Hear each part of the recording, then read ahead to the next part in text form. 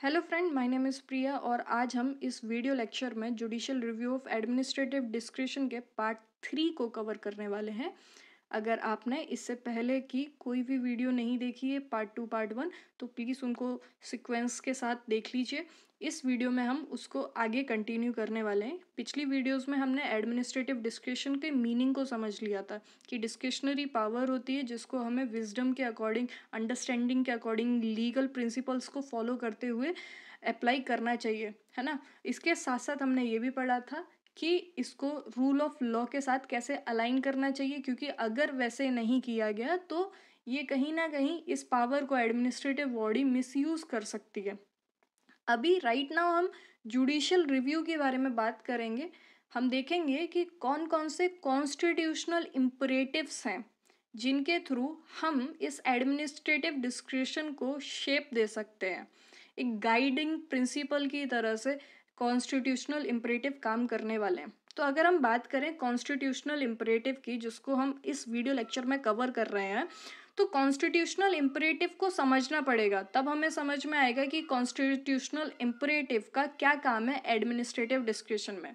अगर हम दोनों ही टर्म को वन बाई वन समझें तो हमें समझ में आता है कि इम्परेटिव का मतलब होता है इसेंशियल, इम्पॉर्टेंट। ओके, और इम्पॉर्टेंट होने के साथ साथ ये इसेंशियल है, इसकी रिक्वायरमेंट।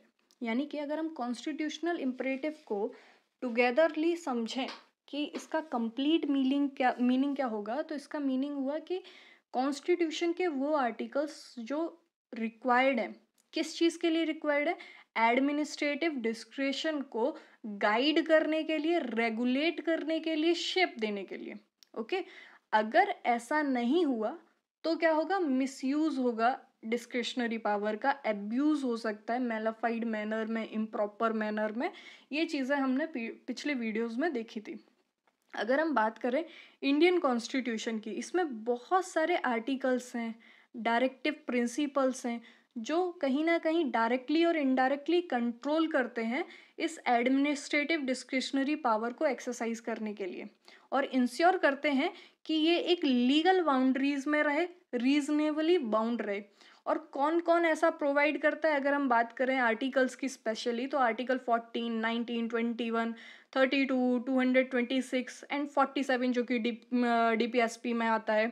ठीक है, ये सारे हमारे क्या है, कॉन्स्टिट्यूशनल इम्परेटिव हैं जो कि हमें इंश्योर करेंगे कि ये जो डिस्क्रिशनरी पावर है ये लीगल बाउंड्रीज में ही रहे। लाइकवाइज रूल ऑफ लॉ जो कि हमने एबीडाइसी का पढ़ा था। ठीक है, अगर हम बात करें आर्टिकल 14 की, हमें पता है आर्टिकल 14 बताता है इक्वलिटी बिफोर लॉ, यानी कि लॉ के सामने सारे पर्सन इक्वल हैं। यानी कि ये जो डिस्क्रिशनरी पावर है ये आपको एक्स्ट्रा आपको पावर नहीं दे देती कि आप है ना लोगों को अनइक्वली ट्रीट करो, है ना। यानी कि ये आपको क्या कर रहा है, एक बाउंड्री में सेट होने के लिए गाइड कर रहा है। ठीक है, बाउंड कर रहा है। ठीक है, लेकिन इसके अलावा आपको पता होना चाहिए, जब हम आर्टिकल 14 के बारे में बात करते हैं तो हम कुछ टर्म्स को पढ़ते हैं, जैसे कि इंटेलिजिबल डिफरेंशिया और दूसरा है हमारा रेशनल नेक्सस। इंटेलिजिबल डिफरेंशिया का मीनिंग क्या होता है, अगर हम बात करें, यहाँ पर लिखा है administrative action that is arbitrary, unreasonable और lacking in intelligible differentia. Lacking of intelligible differentia यानी कि ये क्या हो जाएगा, अनरीजनेबल हो जाएगा। अब इंटेलिजिबल डिफरेंशिया क्या होता है, जब भी हम आर्टिकल 14 को पढ़ते हैं ये टर्म हम सुनते हैं। इसका मीनिंग होता है कि आपको डिफरेंट ग्रुप्स को कभी कभी क्या करना पड़ता है, अनइक्वली ट्रीट करना पड़ता है।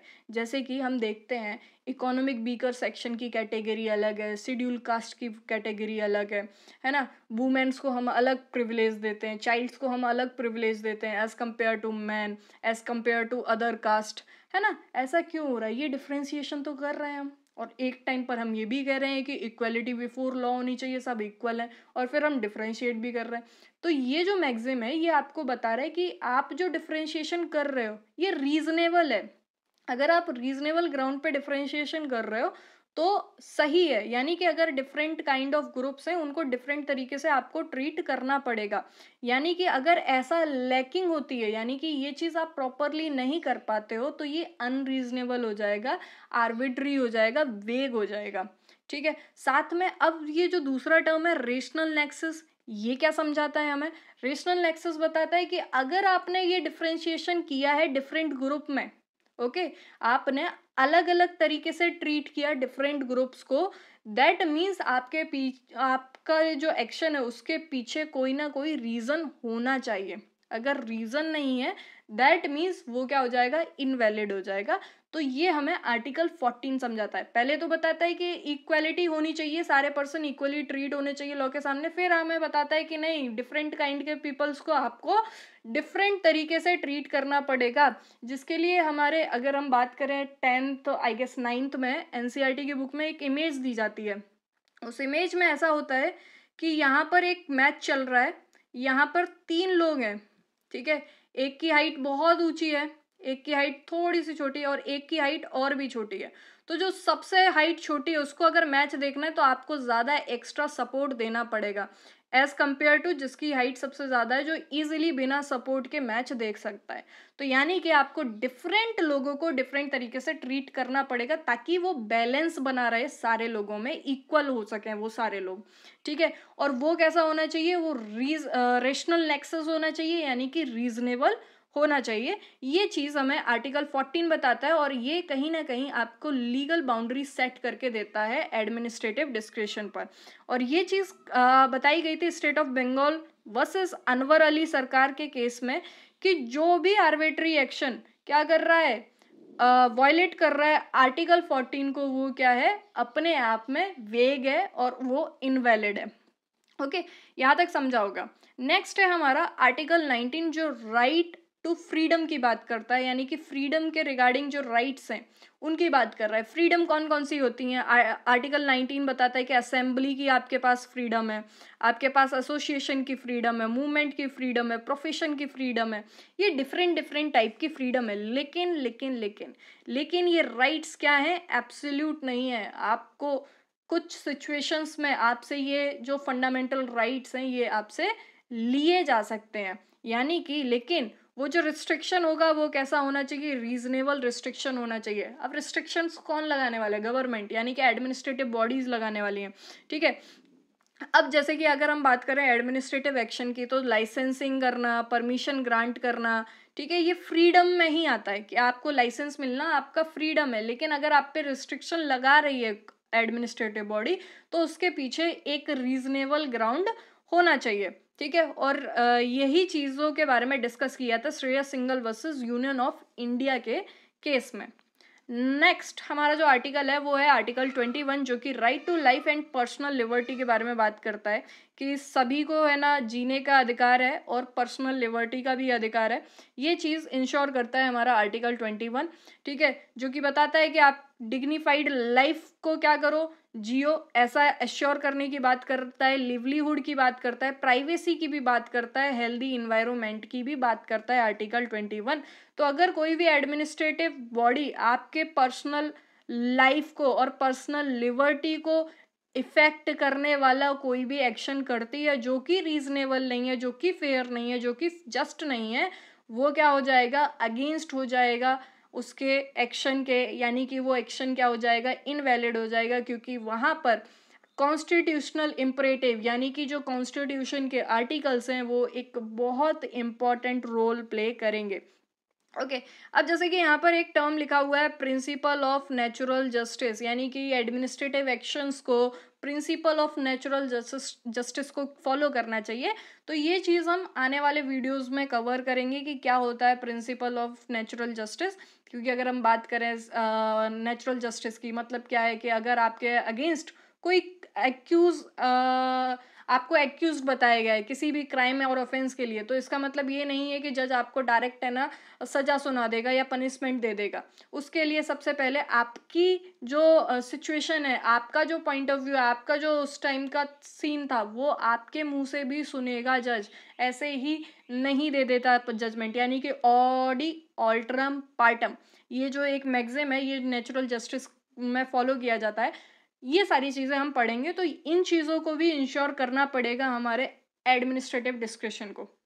ओके, नाउ अगर हम बात करें आर्टिकल 32 एंड 226 की, इसके बारे में मोस्टली सभी को पता होता है कि ये क्या है, हमारे रिट के लिए होते हैं। ठीक है, यहाँ पर सुप्रीम कोर्ट आर्टिकल 32 में सुप्रीम कोर्ट के पास पावर है कि अगर किसी का भी फंडामेंटल राइट क्या हो जाता है, वायलेट हो जाता है, तो वहाँ पर आर्टिकल 32 के अकॉर्डिंग आप डायरेक्ट सुप्रीम कोर्ट में अप्रोच कर सकते हो। यानी कि ये एक तरीके से जुडिशियल रिव्यू रखने का काम करता है, चेक रखने का काम करता है, जितने भी एडमिनिस्ट्रेटिव एक्शन है उनको स्क्रूटनाइज करने का काम करता है।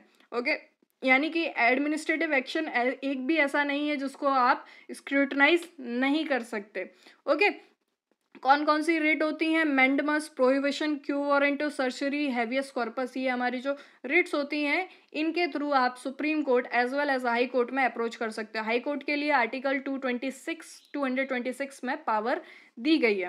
ओके, तो ये चीज़ थी हमारी। इसके अलावा भी कुछ कॉन्स्टिट्यूशन के आर्टिकल्स हैं जो कि हमें कंट्रोल करने को देते हैं एडमिनिस्ट्रेटिव एक्शंस को। ठीक है, जैसे कि आर्टिकल 73 और 162 की बात करें तो ये एग्जीक्यूटिव पावर के एक्सटेंट को बताता है कि किस लिमिट तक एग्जीक्यूटिव पावर अपना रोल परफॉर्म कर सकती है, अपनी पावर को एक्सरसाइज कर सकती है। 73 हमारा यूनियन के लिए यानी कि सेंट्रल लेवल पर है, और 162 की अगर हम बात करें तो स्टेट की बात करता है।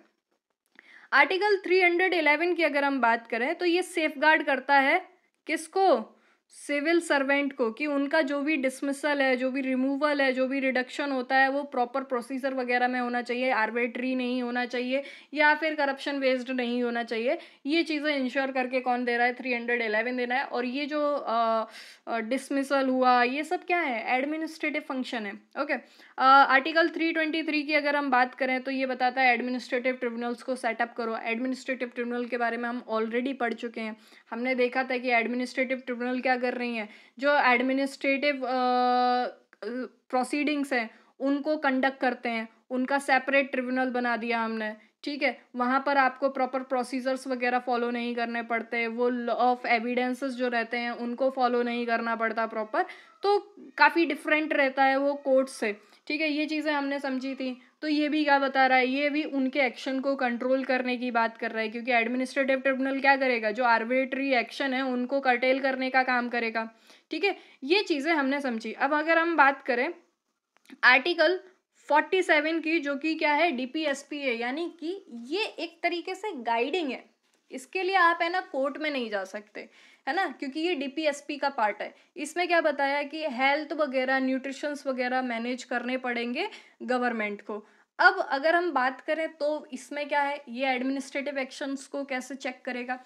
क्या होता है कि जैसे इसमें आर्टिकल में दिया है कि इंटॉक्सिकेटेड जो ड्रिंक्स रहती हैं, जैसे कि हम अल्कोहल वगैरह की बात करें, उनके कंजप्शन को प्रोहिबिट किया जाए। यानी कि एडमिनिस्ट्रेटिव बॉडी लाइसेंस तो देती है ना। ठीक है, अब ये जो लाइसेंसिंग का काम है ये प्रॉपर मैनर में हो, फेयर मैनर में हो, जस्ट मैनर में हो, ये चीज़ भी इंश्योर करेगा आर्टिकल 47। ओके, आई थिंक आपको ये कॉन्स्टिट्यूशनल इम्परेटिव का कॉन्सेप्ट समझ में आ गया होगा। आज की वीडियो में हमने judicial review of administrative discretion को कंप्लीटली फिनिश कर लिया है। अगले वीडियो लेक्चर में हम किसी दूसरे टॉपिक को कवर करेंगे, मे बी नेचुरल जस्टिस हो सकता है या कोई भी टॉपिक हो सकता है। Okay, so thank you for this. और अगर अभी तक आपने चैनल को सब्सक्राइब नहीं किया तो प्लीज़ सब्सक्राइब करिए, लाइक करिए और कमेंट करिए। Thank you.